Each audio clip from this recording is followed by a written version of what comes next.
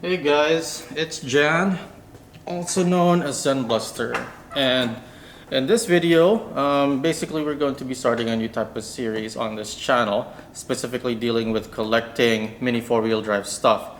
And I often get asked questions about where to start when you're collecting any mini four-wheel drive, and essentially, oh Jan, is this kit collectible like the Neo VQS or like, you know, the Honda E, stuff like that. And I kind of hate to break it to people. Most of the time, most of the ones that they're picking are basically not really collectible.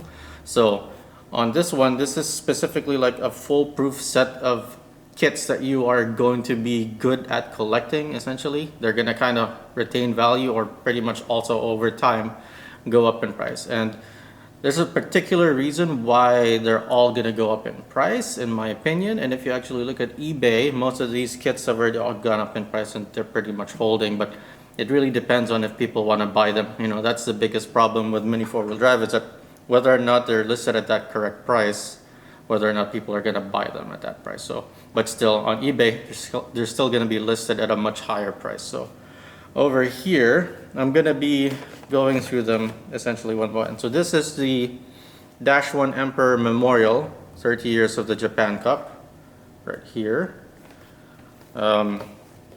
This one is the Avante Mark II Asia Challenge Special 2020. All right. This is an Asia Challenge Special 2017 right here. And I think you're already starting to get the pattern. Asia Challenge 2016 limited edition. Alright, let's set that aside. These ones are pretty continuous. Japan Cup 2020, the Neo VQS. This one was from last year, the most recent one of the best kits ever made in my opinion. And this is the Abilista Japan Cup 2018. I skipped 2019 because I thought that was an ugly kit, even though I have one. This is a Trigale Japan Cup 2017. Right here, I'm sure you're getting the hang of what the reason is by now. Japan Cup 2016, this is the Raikiri. And this is the Avante Mark III Japan Cup 2015 limited edition. Oh, it shifted my table.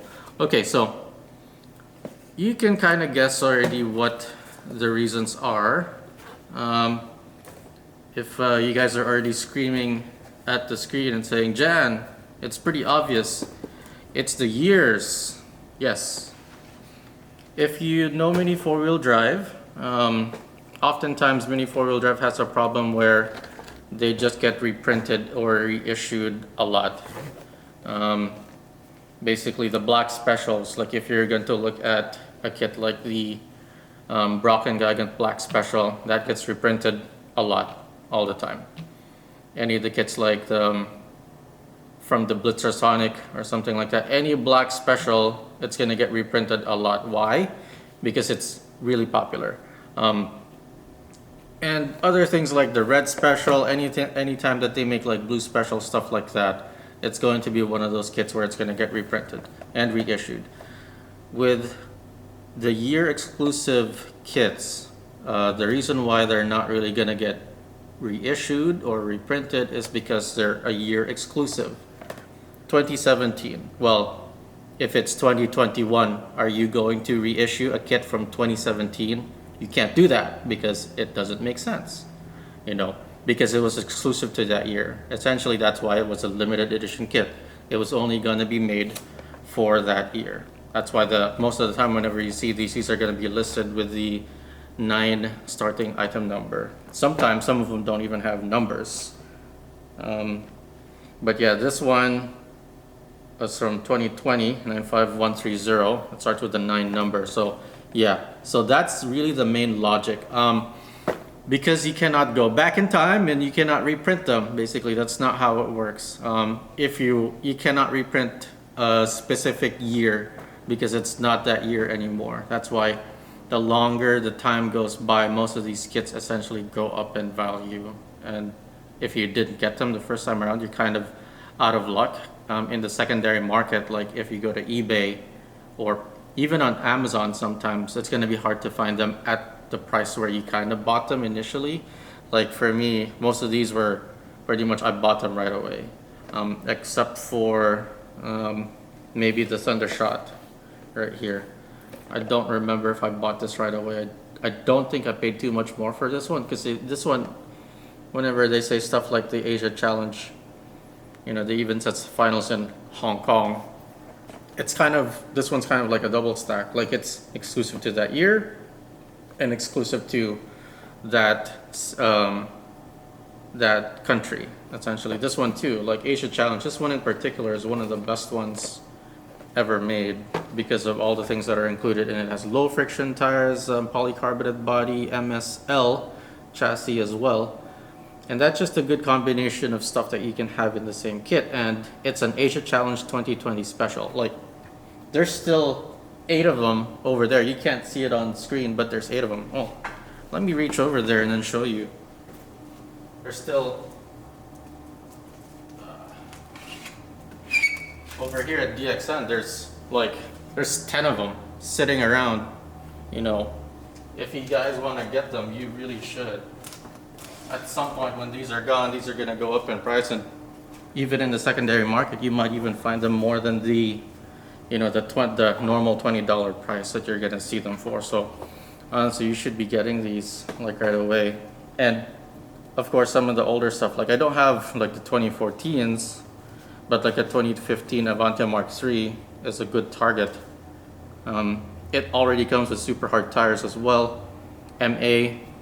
And most of the time these kits, like if you're gonna race like a box stock race, most of these kits are already preloaded with some really good stuff out of the box, like super hard tires. These ones have hard tires, polycarbonate body with super hard tires as well. Those perform well together out of the box. So you're gonna have like a nice advantage whenever you're gonna be racing box stock with these kits as well too.